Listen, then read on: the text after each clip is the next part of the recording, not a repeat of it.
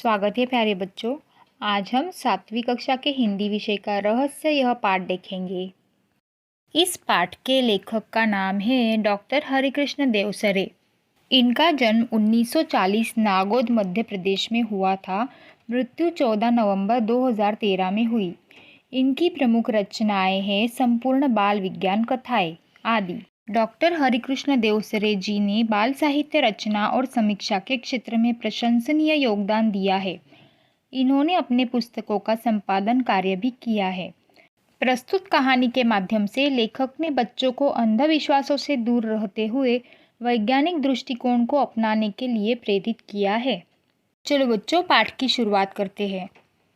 अंधेरी रात थी, चारों ओर सन्नाटा था, हाथ फैलाए न सूझता था। कभी कभी कुत्तों के भौंकने की आवाज़ सुनाई पड़ती थी। आधी रात बीत चुकी थी। मामा जी के घर से कुछ दूरी पर सामने हवेली थी। हवेली में उजाला था।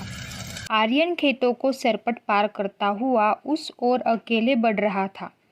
उस हवेली में आधी रात के बाद कल भी ऐसा ही उजाला देखा गया था।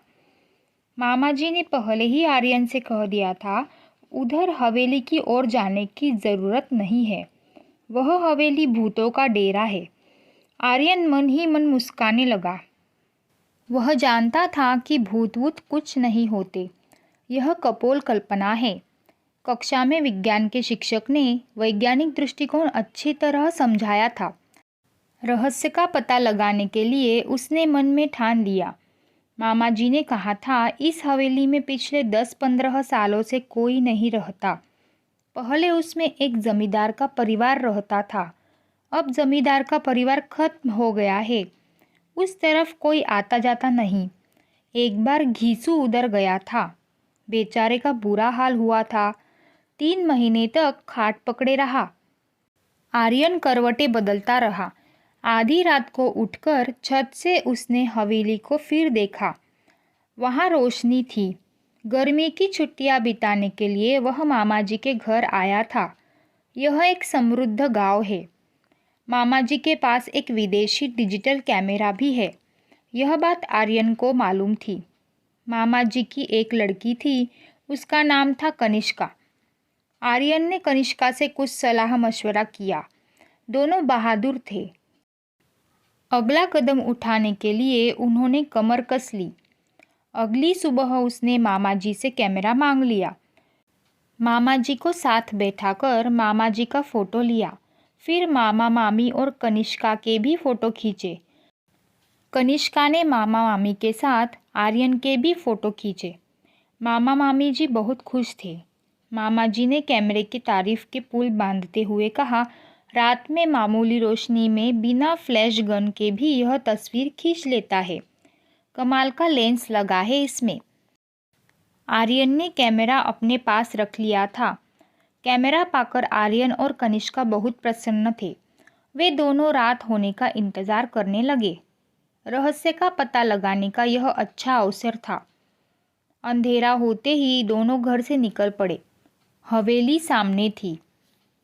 अंदर से हंसी और कहकहों की आवाज़ें सुनाई पड़ रही थी। आर्यन और कनिष्का ने पहले चारों ओर ध्यान से देखे। कहीं कोई खतरा नहीं था। वे दबे पांव हवेली में चले गए। बीचों बीच एक बड़ा कमरा था। उसका दरवाज़ा अंदर से बंद था। खिड़कियां नीचे से बंद थी, लेकिन ऊपर से खुली थी। बड़ी सावधानी से आर्यन ने अंदर झांक कर देखा। हट्टे कट्टे, मोटे तगड़े, बड़ी बड़ी मूंछों वाले कई लोग पगड़ी बांधे बैठे थे। उनके साथ कमीज और पैंट पहने हुए भी कुछ लोग थे। उनकी आंखों से आग बरस रही थी। आंखें लाल लाल थी। सबके चेहरे डरावने थे। उस समय वे खाने में मस्त थे। कोई हड्डी चबा रहा था तो कोई रोटियां तोड़ तोड़ कर मुंह में डाल रहा था। आर्यन ने उन्हें ध्यान से देखा। उनके गले में कारतूसों की पेटी लटक रही थी। बंदूकें और तलवारें भी रखी थी। कुछ लोग लुढ़के हुए पड़े थे। आर्यन ने इशारा किया। कनिष्का ने बड़ी सावधानी से कैमरा निकाला। गैस बत्तियों की रोशनी इतनी तेज थी कि बड़ी आसानी से फ़ोटो लिया जा सकता था। बस उसने फटाफट कई फ़ोटो खींचे और वे घर की ओर चल पड़े। अगले दिन सवेरे सवेरे आर्यन ने साइकिल उठाई और नारायणपुर की ओर चल पड़ा। वहाँ फोटोग्राफर की एक दुकान थी।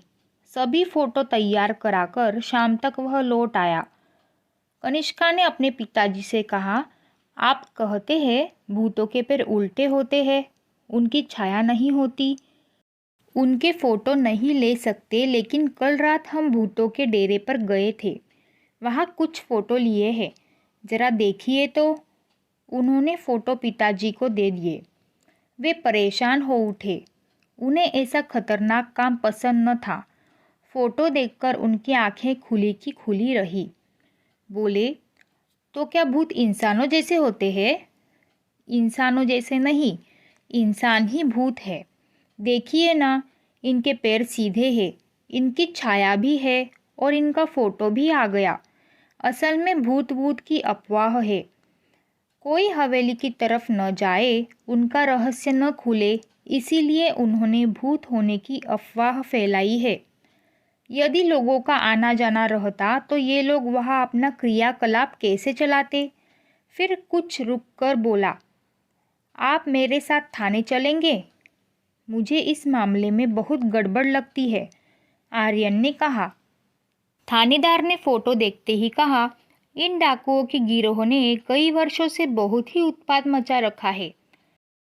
डकैती, राहजनी इनका पेशा है। कई वर्षों से इनकी तलाश की जा रही है। इनको पकड़ने के लिए पुलिस ने अपना खून पसीना एक कर दिया था। शाबाश, तुम दोनों ने बहुत ही बहादुरी का काम किया है। कहाँ है ये? आप तैयारी कीजिए, ठिकाना मैं बताता हूँ, आर्यन ने कहा। उस रात भूतों के डेरे पर पुलिस ने छापा मारा। दोनों ओर से गोलियां चली। सवेरा होते होते डाकुओं ने हथियार डाल दिए। उनके कुछ साथी मारे गए और कुछ पकड़े गए। गांव वालों ने हवेली में बसे भूतों को देखा तो चकित रह गए। सभी डाकुओं के आतंक से मुक्त हो गए। जिला कलेक्टर ने आर्यन और कनिष्का की बहादुरी के कारण उनके नाम राष्ट्रपति कार्यालय को भिजवा दिया। आने वाले गणतंत्र दिवस पर महामहिम राष्ट्रपति के हाथों उनको वीरता पुरस्कार से सम्मानित किया जाने वाला है। तो बच्चों, यह पाठ यही समाप्त होता है। यह वीडियो देखने के लिए सभी का बहुत बहुत धन्यवाद। अगर यह वीडियो आपको हेल्पफुल लगी तो इस चैनल को ज़रूर सब्सक्राइब करें और नई वीडियोस की नोटिफिकेशन पाने के लिए साथ में जो बेल आइकन दिया है उसे प्रेस करना ना भूलें।